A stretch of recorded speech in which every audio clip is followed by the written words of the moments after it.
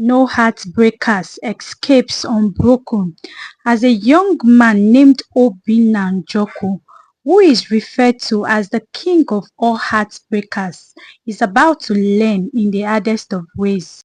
Obinna is not just handsome, his beauty is a silent trap. Just one look, and any woman's defenses would fall. His charm was the type that made market women adjust their wrappers and fathers send their daughter inside. He carried himself like a king whose beauty ruled over every woman's emotions. In his mind, a girl's heart is a door that opened the moment he knocked. Obinna will meet a pretty girl and chase her with sweet calls, gifts, attentions, and even empty promises of marrying her. Then once she has trusted him, he would dust his feet and run away like someone escaping from a plague. He will go about his life like nothing happened.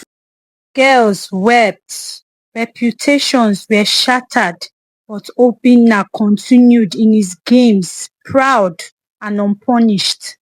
His mother will warn him, "Obi, my son, you have to stop playing games and try to settle down with a decent girl. I hope one day you do not regret your actions," his father would say, but Obinna never cared. Because he is handsome and girls fell at his feet at will, he believed he is untouchable. One Sunday after church service, Obinna stood outside the church with his friends, James, Ebuka, and Tunde. They were all laughing, adjusting their shirts, and talking like young men with no worries. One of his friends nudged him sharply with his elbow and teased, "Obi the player. Fine boy wey no dey ever fall in love. You go chase girl tire, promise her marriage, then you go disappear like smoke." Obinna smirked and dusted imaginary debts off his shoulders. "Please leave matter," he said proudly. "None of them are serious." James pointed at him. "One day, your match go come, no worry. You go clear for your eyes soon." Obinna rolled his eyes. "Show me the woman born of a mother that can resist me." He lifted his chin proudly. Then, as if the universe wanted to mock his confidence, a soft breeze blew from behind them, and a beautiful lady, Amara, walked past slowly, calm and unbothered by their noise. Obinna froze. For the first time in his life, a woman made him speechless. His friend James whispered, "Guy, are you okay?" Obinna swallowed hard. "Who is she?" he asked. His friends were too distracted to answer, as they were also looking at Amara. Obinna adjusted his shirt, licked his lips, and approached her with the confidence of a lion who had never failed a hunt. "Hello, beautiful," he said as he introduced himself. Normally, by now, girls would blush, stammer, or giggle, but this woman did none of that. Instead, she said, "Have a blessed day," and walked past him. Just like that. Nobody has ever dismissed him that easily. His friends burst into laughter. Obi the handsome rejected. Fine boy has met his match. "All right, we shall see," he said. "I like her, and I won't lose." The next Sunday, he came early to church. When Amara entered the church, Obinna's heart jumped. After church service, he tried again. "Can I walk you home?" "No, thank you," said Amara. "Amara, wait. Let's talk at least for 5 minutes." "No, Obinna, I'm in a hurry."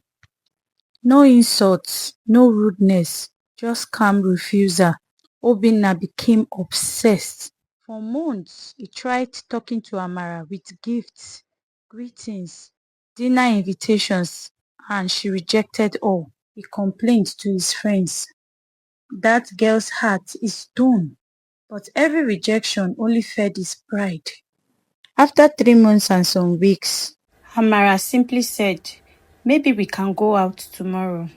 Obinna nearly fainted from excitement. The next day, Obinna arrived 1 hour early. When Amara walked in towards him, the world slowed down.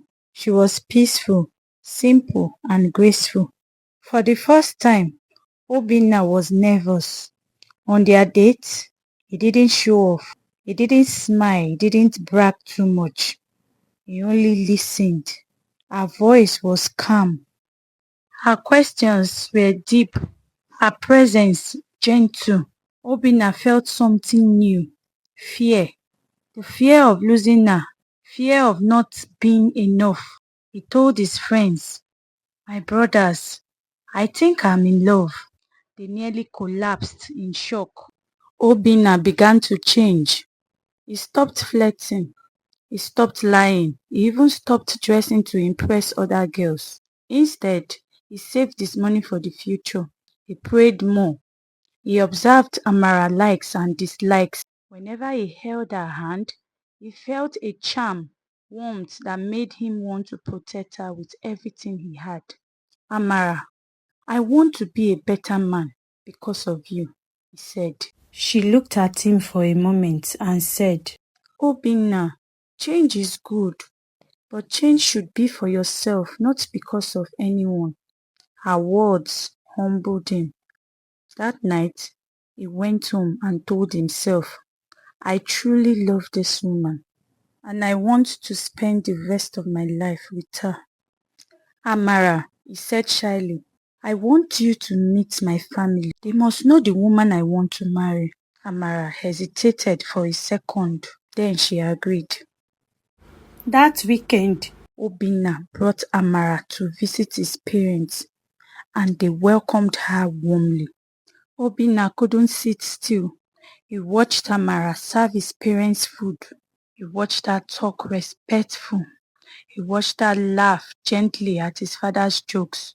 And he felt something rising in his chest. Pride, joy, and hope. When Amara stepped outside to receive a call, Obinna's mother turned to him. "My son, she is a good girl. If you marry her, you will not regret." Obinna smiled deeply. "Mama, Papa, I love her and I want to marry her." His father placed his hand on his shoulder. "Then, my son, do not play with this one. She is very special." Obinna nodded. Life was good. Everyone believed marriage was close, or so he thought. The weeks after the proposal was like a dream for Obinna. Every evening, he walked Amara home under the fading sun. Sometimes they would talk, while sometimes they walked in silence. Sometimes she asked questions that made Obinna think deeper than he had ever thought in his life. Amara was teaching him patience, maturity, and humility. For the first time ever, Obinna Njokwu understood what it meant to truly love. He didn't know that destiny was preparing something he wasn't strong enough to carry. Slowly, Amara began to withdraw, not rudely, not harshly, but quietly. Some days she didn't walk home with him, while some days she was distracted during their conversation. When he asked, "Amara, are you okay?" she always answered, "I'm fine." But her eyes told another story. One day, Amara sent a simple message. "Can we talk?" Obinna dressed immediately. His heart raced with hope and fear. He walked to an almond tree, their usual meeting point. Amara was already there, sitting on a stone. Her face looked calm. Her spirit looked heavy. Obinna smiled gently. "Amara, you called me." "I've missed Obinna," she interrupted softly. That was the first sign. She never interrupted him before. He swallowed. "Are you all right? Are you all right?" he asked with concern in his face. Amara took a deep breath. Her voice trembled silently. "Obinna, you are a good man." I respect you and I care for you. You have changed and I see it, but I cannot marry you. Obinna's heart slammed hard into his chest. His voice shook. Amara, please don't say that. Tell me what I did. Tell me. You did nothing, Obinna. Someone already owned my heart. Obinna fell to his knees, weakened. Someone? Who? Since when? Why didn't you tell me? Amara looked away. He lives far away from this town. We have been together for years. Our families already know each other. We planned to marry before he traveled. He wrote to me last month and he is back. Obinna stepped back, breathing like a stabbed man. So, all this time, you were promised to someone else? Amara nodded slowly. Yes.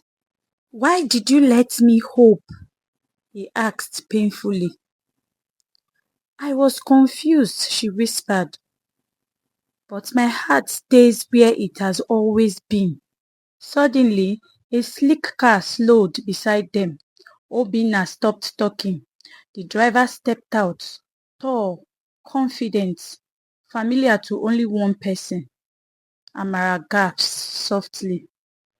The man walked straight to her. Amara, he said in a deep voice, I've been trying to call you. You didn't reply my calls. I went to your house and they said you were in church. Obinna watched her closely. Her eyes softened in a way they never softened for him. Her silence spoke louder than words. Chike opened the car door and Amara got in. They drove off, leaving Obinna standing there. Obinna sat under the almond tree until night. His friends found him broken and humbled. Umunede village heard the news by morning. Amara rejected Obinna Njokwu. People whispered, laughed and shook their head. Amara later married Chike and left the village. Obinna learned the bitter truth. Do not mock others' tears, for yours may come in a fuller cup. He conquered many hearts except the one he truly loved. It flew like birds and spread faster than fire on grass. Before the next sunrise, the entire village already knew Amara had rejected Obinna Njokwu, the same Obinna who once scattered hearts and who bragged that he could have any woman he wanted, the same Obinna whose confidence filled a room before he entered. And so, dear listeners, the story of Obinna teaches us that love conquers even the strongest of hearts. Never beg for love. The one who truly loves you will never put you in such position.